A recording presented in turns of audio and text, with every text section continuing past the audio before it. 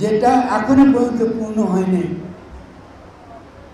এই গণ অভ্যুত্থান সম্পূর্ণ করার জন্য আমার পেছনে থাকতে হবে এবং আন্দোলনের সংগ্রামে, বিক্ষোভে, ক্ষোভে, লড়াইতে আমরা একসঙ্গে থাকব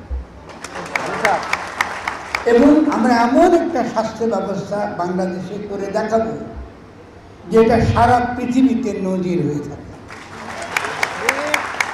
আমরা আমাদের এখান থেকে নার্সদের পাঠাবো দেশে দেশে বিদেশে, যেখানে দরকার, যেখানে সেবা দরকার তারা যাবে, আবার ফিরে আসবে, যাবে, ফিরে আসবে, যেখানে দরকার, যেখানে অসুস্থ মানুষ, যেখানে মানুষের সেবা দরকার আমরা নার্সরা সেখানে যাব, যত দুর্যোগ হোক, সেটা প্যালেস্টাইন হোক, সেটা কাশ্মীর হোক, যেখানে হোক আমরা যাব।